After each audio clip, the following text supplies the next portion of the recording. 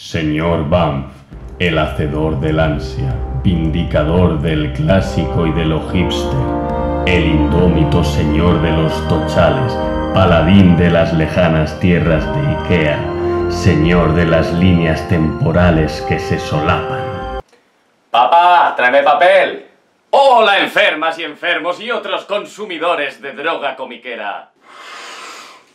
¿Cómo va eso? Hoy debo pediros que dejéis todo lo que estéis haciendo, porque tenemos que unir nuestras fuerzas para desentrañar un misterio que acosa a la humanidad. ¿Cuán loco está Grant Morrison? Me habría gustado empezar diciendo quién era Grant Morrison con un pequeño chiste diciendo es ese señor que ocupa 1/3 del volumen de publicación mensual de ECC Ediciones, siendo los otros tercios Batman y Superman. Pero viendo lo que ha sacado para julio ECC, me parece que esta broma se ha quedado obsoleta.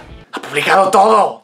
¡Todo! Grant Morrison es el escocés loco, la estrella de rock de los cómics. Ese señor que está tan zumbado que tiene su propia idea de lo que es la magia, y ni siquiera es la misma idea que tiene Alan Moore de la magia. Es el guionista al que precisamente Alan Moore amenazó con hacer daño físico si se encargaba de guionizar Miracle Man después de que él dejara la serie. Es esa persona de la que Warren Ellis, este ser tan siniestro y conocido por ser una enciclopedia ambulante de perversiones sexuales, considera como una persona que está a otro nivel. Un profesional del cómic del que Mark Waid dijo que pasar un rato con él era el equivalente a ponerse el casco del Doctor Destino. En Comic Freaks pensamos que este es un tema de tan rabiosa actualidad que era necesario bajar a la calle a conocer la opinión de la gente. Perdone, ¿qué opina usted de Grant Morrison? ¿Grant Morrison? ¡Drogas! ¡Drogas! ¡Drogas! Devolvemos la conexión al estudio. Grant Morrison fue uno de los nombres principales de esa oleada de guionistas, de esa invasión británica que tuvo lugar a finales de los 80 y principios de los 90. Podemos reconocer los guiones de Morrison porque le gusta juguetear con la magia, con el futuro, con el pasado, con el consciente, el inconsciente, el subconsciente, con la droga, la mente, lo extraterrestre. Es la definición de meta hecha persona, historias dentro de historias, historias que se refieren a otras historias, historias que son unas historias pero que en realidad forman otras historias. Por favor, acaba con mi sufrimiento. Nos guste o no nos guste su trabajo, lo cierto es que es considerado como un icono moderno y fue nombrado número 2 en el top de los mejores guionistas de la web Comic Book Resources en el año 2006, justo por debajo de Alan Moore y por delante de Neil Gaiman. Si os interesara más la figura de nuestro escocés calvo favorito, os recomiendo encarecidamente que busquéis en YouTube el documental Grant Morrison hablando con dioses. En ese documental veréis cómo es una persona tremendamente agradable, divertida. Yo me tomaría un café con él, pero mientras te está contando sus experiencias extrasensoriales en el Tíbet, sus escarceos con las drogas, sus vivencias en el submundo nocturno sexual de San Francisco, lo normal. Y veréis cómo hay incluso viñetas concretas de sus obras que se pueden relacionar directamente con esas vivencias que cuenta en el documental. Pero hoy, enfermas y enfermos, me gustaría daros mi propia opinión sobre lo que ocurre en la mente de este guionista. Y para ello os presento el medidor psicotrópico morrisoniano. De una amplia selección de obras de Grant Morrison, me gustaría hablaros un poquito y colocarlas por orden según el grado de ida de pinza que haya en ellas. Es decir, en la parte baja de este medidor encontraremos esas obras normalitas, fáciles de entender, que no proponen conceptos muy radicales, que probablemente Morrison guionizó un domingo por la mañana. Y conforme vamos subiendo, encontraremos esas obras que requieren una de dos, o drogas para entenderlas, o indican que Morrison consumió gran cantidad de ellas para poder idearlas. Podríamos considerar el punto bajo como un... no, tío, esto no me sube. El punto medio vendría a ser algo como... y la cima de este medidor vendría a ser algo como... detengan a ese unicornio. Así que ya sabéis, abajo las obras que más fácilmente he entendido y arriba las que más me ha costado entender o directamente no he comprendido una sola palabra. Por supuesto, cada uno tiene el cerebro amueblado de una manera y tal vez vosotros tengáis una opinión distinta. Así que ya sabéis, para eso están los comentarios. ¡Vamos allá! Comenzamos por la parte baja del medidor con Happy, dibujada por Darick Robertson. En esta historia, que podría haber escrito tanto Warren Ellis como Garth Ennis, Morrison nos cuenta, bueno, una especie de cuento de Navidad de un ex policía convertido en asesino a sueldo que, bueno, tiene una serie de problemillas, va persiguiendo a un asesino de niños con la ayuda de un amigo imaginario, un caballito azul volador. Pese a lo raro que suena esto, la historia es bastante normalita, principio, nudo y desenlace, y la verdad es que salvo algunos detalles asquerosos no ofrece nada del otro mundo. Seguimos con Zenith, una de las obras serializadas en la revista británica 2000 AD y una de las primeras obras de Morrison. Aquí tenemos el tema de los superhéroes sintéticos, esa estética ochentera, el gobierno de Margaret Thatcher e invasiones extradimensionales, un tema que tocará en obras posteriores, pero esta en concreto es bastante sencillita y puestos a elegir entre esta y una obra muy similar como es Miracle Man, quedaos con la segunda. Son bastante similares, pero probablemente Miracle Man sea más ambiciosa. Esta es muy simple, entretenida y ya está. Morrison no es solo un autor de culto por esas ideas locas que tiene, sino por los rediseños y reinvenciones de franquicias famosas, como su JLA o en este caso sus New X-Men. Este título, al ser un cómic de superhéroes mainstream, bueno, pues tampoco podía darle rienda suelta, no podía empezar con sus locuras, pero sí podía meter muchas excentricidades y sobre todo mucha innovación e ideas frescas. Esta es una grandísima etapa, una de mis etapas favoritas del mundo mutante, que si bien no creo que sea recomendable para nuevos lectores, sí es muy recomendable y revolucionaria en general.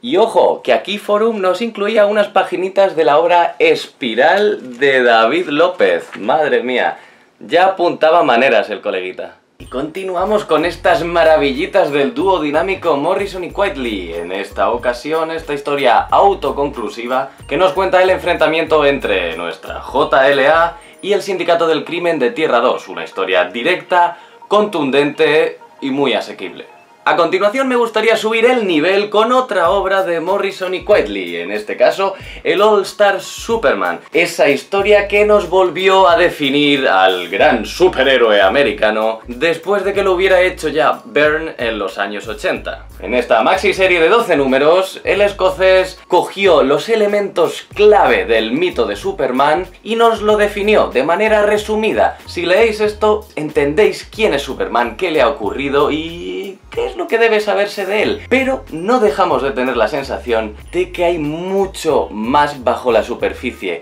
que Morrison deja detalles ocultos, no solo sobre la mitología del personaje, sino en ideas que él nos está dando, que estamos sintiendo en la parte de atrás del cerebro, pero no terminamos de poner el dedo en lo que son. Una historia más profunda de lo que pueda parecer a simple vista.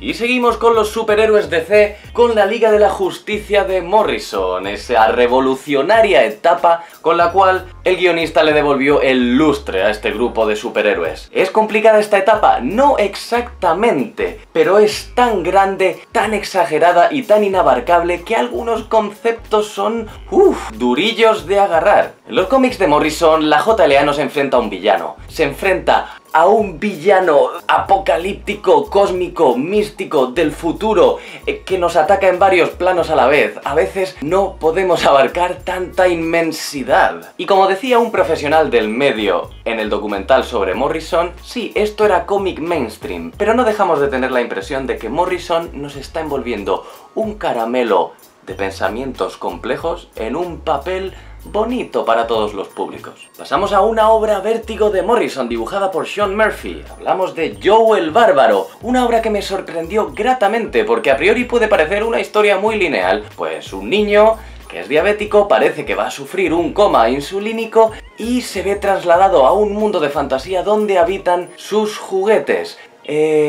Sí, es eso, pero hay muchos momentos a lo largo de la historia en los que de verdad no sabes cuál de los dos mundos es el real, si los dos lo son simultáneamente. Es una obra muy interesante y bonita. Pasamos a Animal Man, la obra con la que desembarcó en el mercado estadounidense el amigo Morrison. Sí, puede que esta obra sea a priori más sencilla que las que he mencionado anteriormente, pero tiene capitulitos sueltos que nos rompen el cerebro, esos argumentos de el dibujante es Dios al mismo tiempo y los personajes saben que hay algo más allá. Aquí jugó con el concepto de metahistoria. Igual que ocurrirá con La cosa del pantano de Alan Moore o el Sandman de Neil Gaiman, el guionista aquí nos da unas historias cotidianas, personales, humanas, pero de vez en cuando, oye, aquí hay densidad de la buena. Pasemos al universo de Batman. Bien, una historia de Batman, sencillo, ¿no? Simplemente, oye, Batman Incorporated, la compañía de Batman que va a mandar a otros Batmanes por el mundo para luchar contra la organización criminal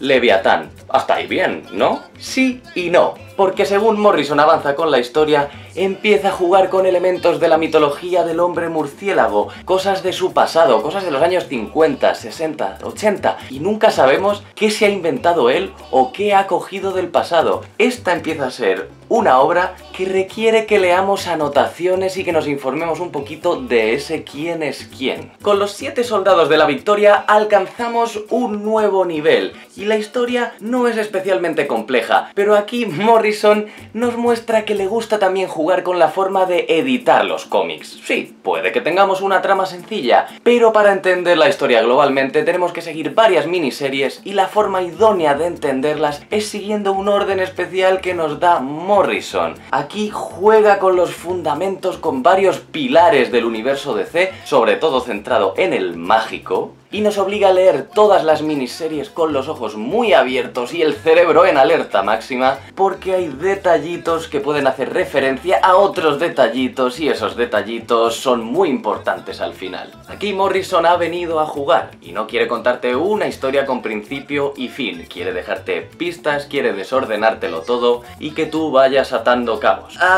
Bueno, creo que con estas subimos de nivel. Bienvenidos a Seaguy y empezamos en ese sector en el que no os puedo explicar bien del todo qué sucede en los cómics de Morrison. En esta historia tenemos un mundo de clara influencia cartoon, cultura pop, toda la mitología de los superhéroes pintado por encima con una pintura estilo Matrix. Nada es lo que piensa el protagonista, puede que no esté viviendo en el mundo real, puede que sí, y realmente, ¿cómo es tan desfasado lo que está ocurriendo? Con Seaguy tenemos ya un ejemplo de esas historias cuya trama básica puedes comprender, pero ten por seguro que no vas a entender al 100% todos los diálogos ni a cuento de qué vienen ciertos comentarios o referencias. No me avergüenzo de decirlo, Crisis Final está en la parte alta de la tabla. No soy el primero en decirlo y no seré el único, y os aseguro que cuando este cómic salió a la venta, mucha gente quedó muy confundida por esta lectura.